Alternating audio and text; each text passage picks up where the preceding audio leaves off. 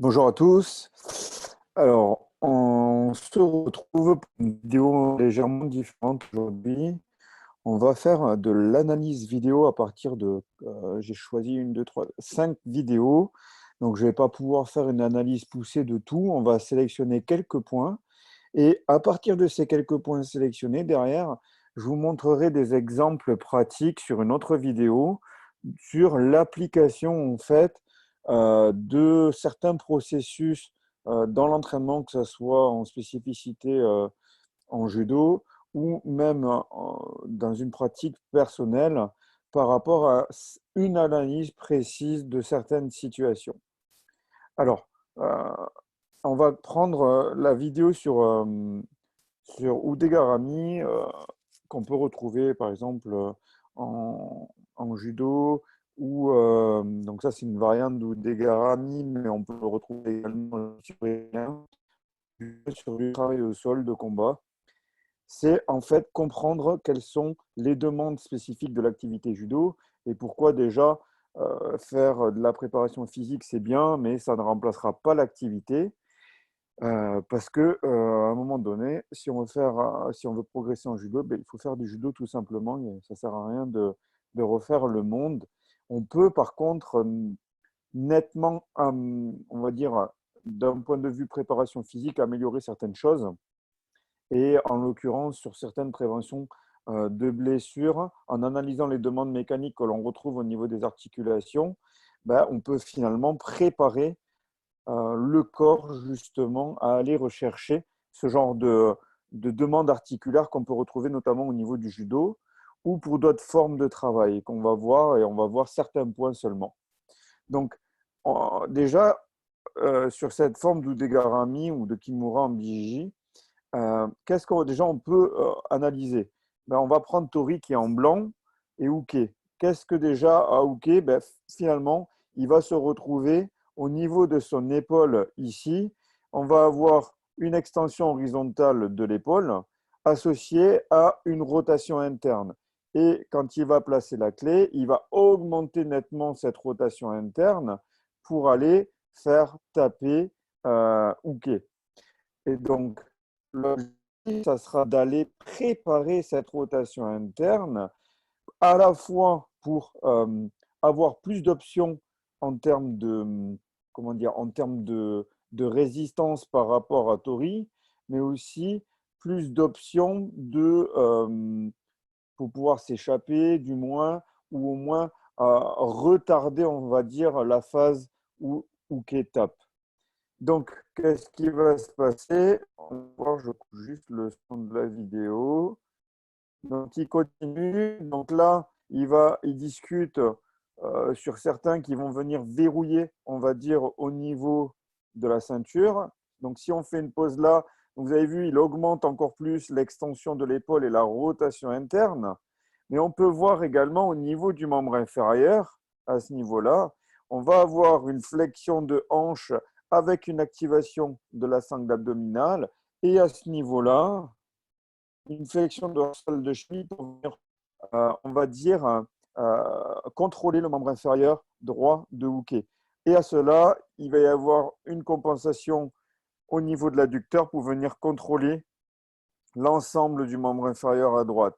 Donc, déjà, ça, on peut l'avoir à l'esprit. Une rotation interne avec, associée à une extension poussée chez Hooker et chez Tori. Donc, il va avoir un pattern de poussée sur cette rotation interne d'épaule chez Hooker et un contrôle au niveau du membre inférieur via la flexion de hanche, l'activation de la sangle abdominale, ainsi qu'un contrôle de l'adducteur et de la flexion dorsale de cheville. Et quand il va devoir aller faire taper, qu'est-ce qu'on va retrouver? Alors, on attend juste.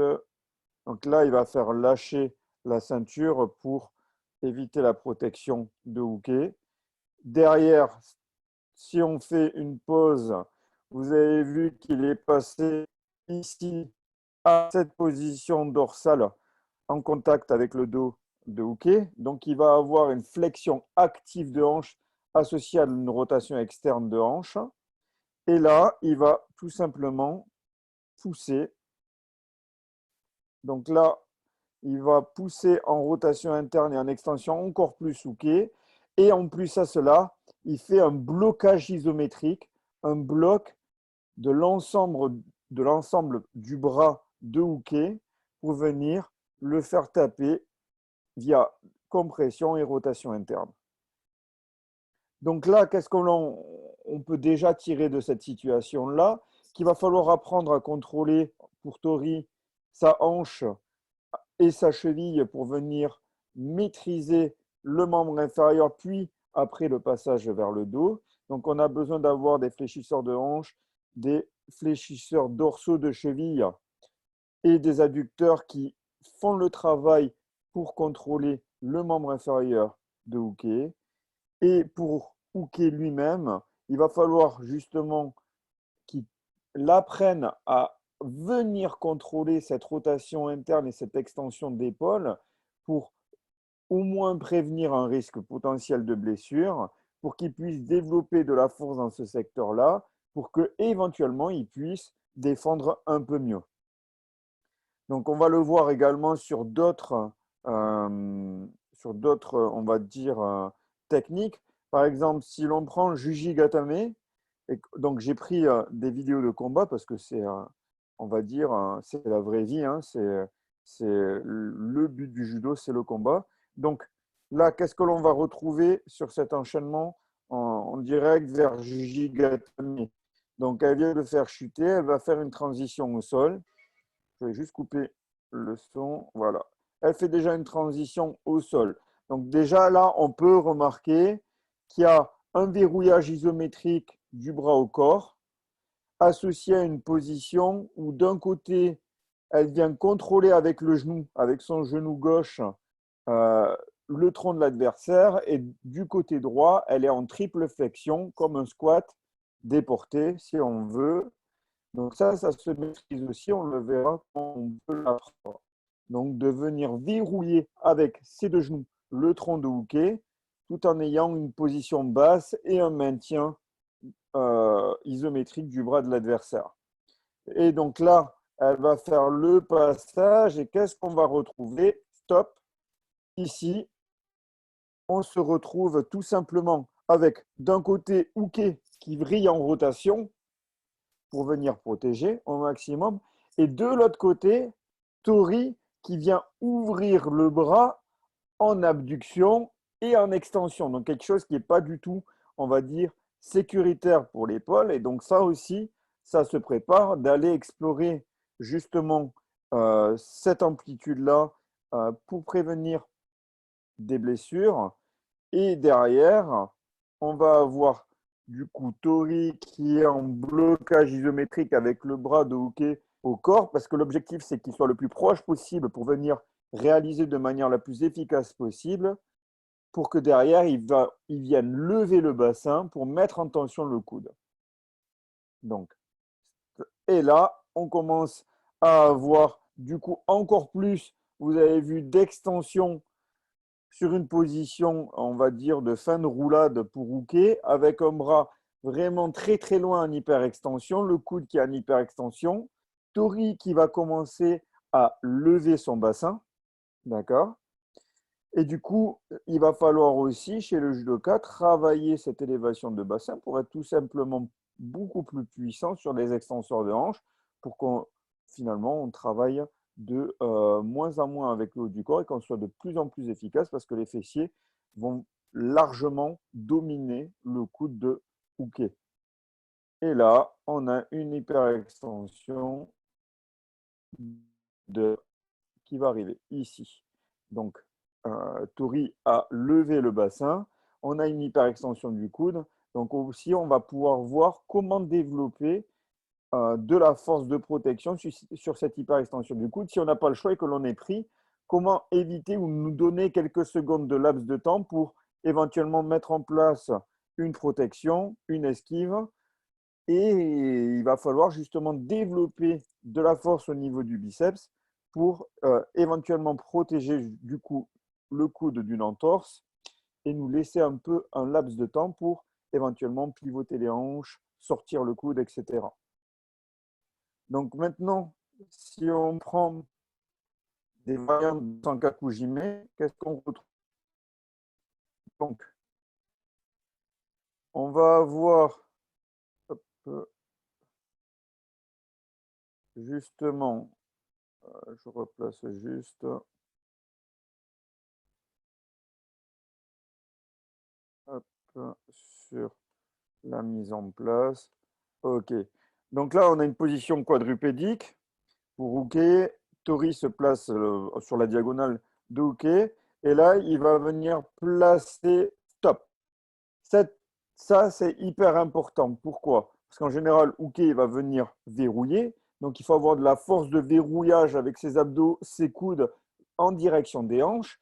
Donc, ça, l'activité judo le travaille spécifiquement. On peut le bosser aussi via la préparation physique.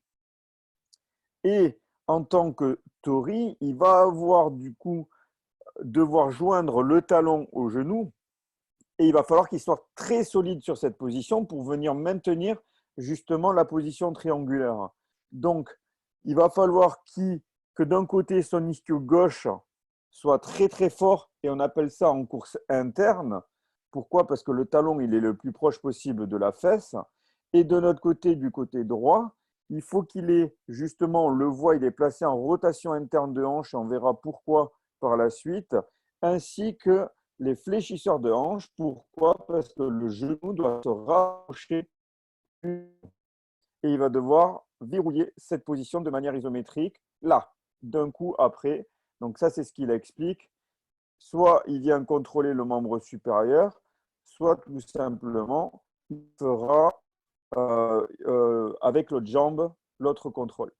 Et du coup, au moment où il va passer le Sankaku Jime, qu'est-ce qu'il a besoin?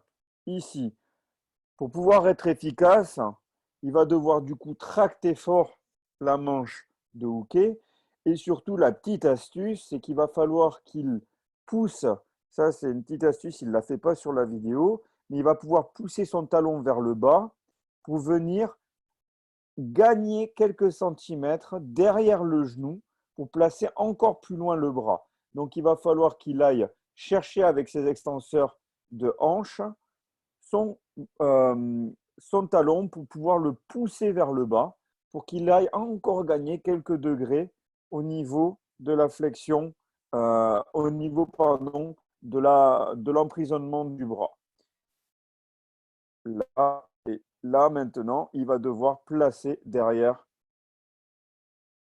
son genou. Top.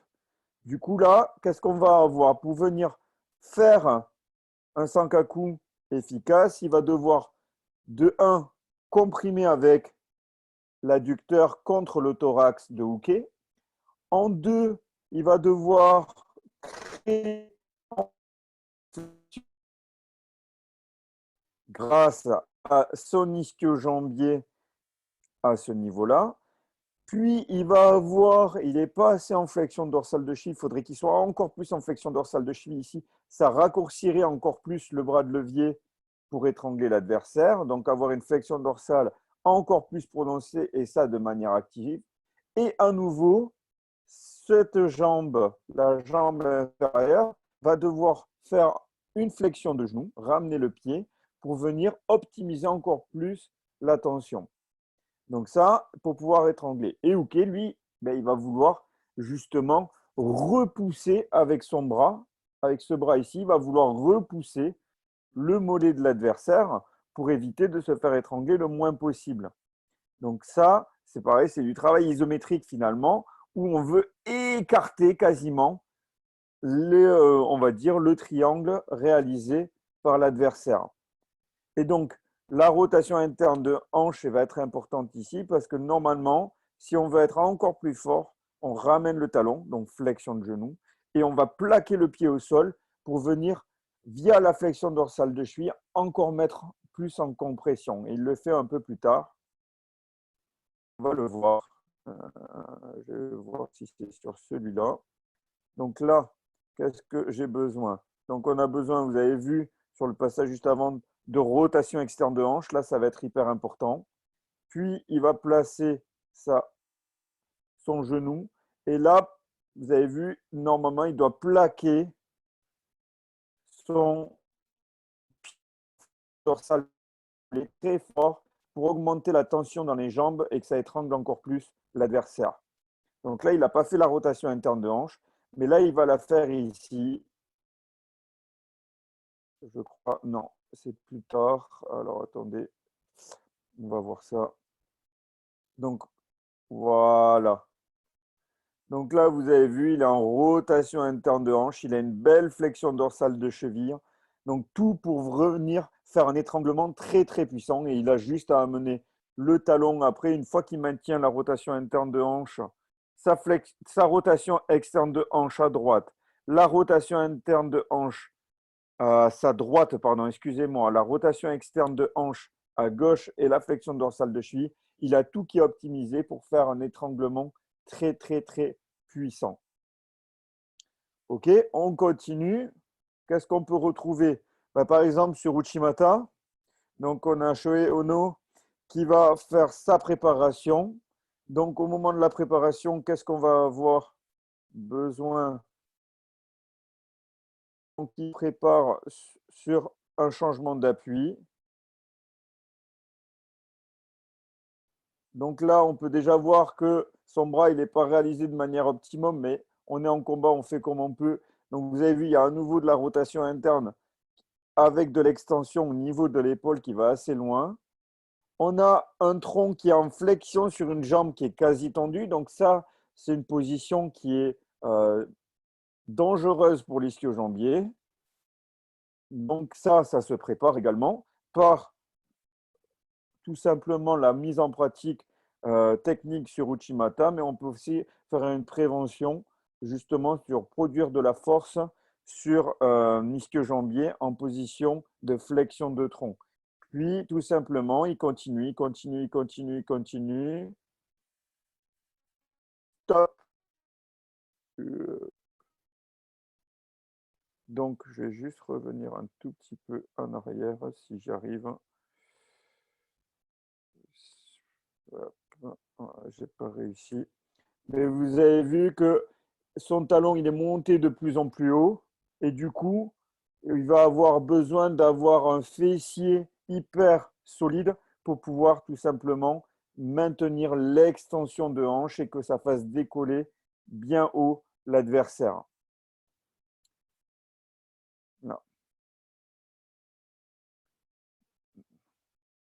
On continue avec Anne qui va faire un seoi.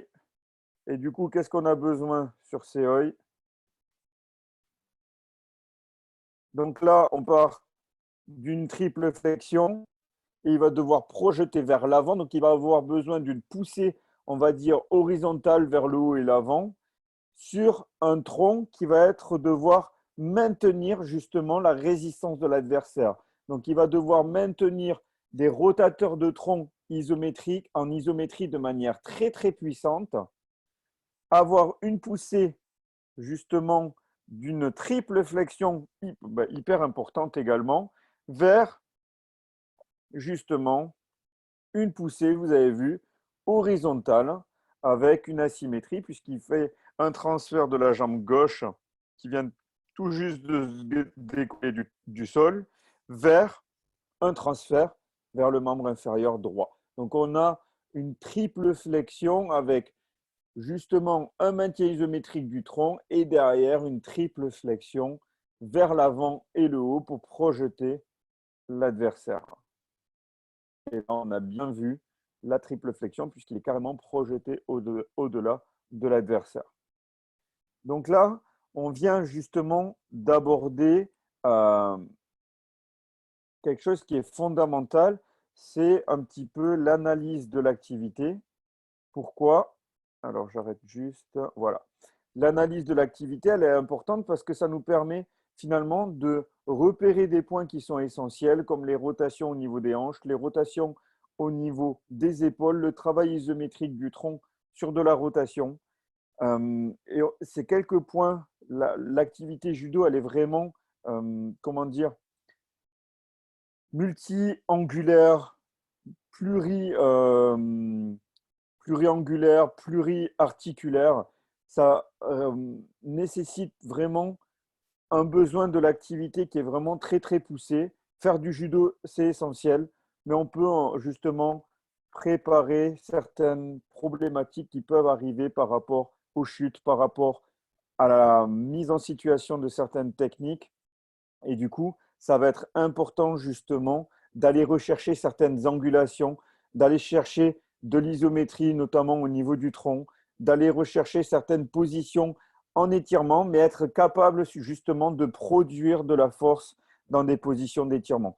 Donc, je vous montrerai par la suite justement comment mettre en place ou trouver, développer des stratégies pour justement par exemple, produire de la force sur un fessier sur Uchimata en le maintenant en élévation. Comment on peut éviter qu'un ischio-jambier ne se blesse, ça m'est déjà arrivé sur un Taiotoshi ou sur un Uchimata, en étant en flexion de tronc et pourtant en position d'étirement sur l'ischio-jambier. Comment optimiser les rotations externes pour des garamis ou en rotation interne en fonction du sens dans lequel il est produit. Donc, pour produire de la force, éviter de se blesser et surtout aussi la capacité à produire de la force en fin d'amplitude, ça va nous donner de nouvelles options pour pouvoir échapper à certaines techniques ou tout simplement retarder une mise en tension sur une clé de bras ou pouvoir justement aller chercher une angulation plus importante. Par exemple, si on a une angulation beaucoup plus importante que notre pied, par exemple, sur Uchimata est capable de se lever beaucoup plus haut, ben, l'adversaire aura moins de chances justement d'esquiver parce que ben, ça nécessitera qu'il soit plus souple. Du coup, on aura plus de chances de mettre Ippon derrière. Voilà, je vous remercie. J'espère que cette analyse vous a plu. Et puis, on verra justement les mises en pratique dans une autre vidéo. Je vous remercie. Salut.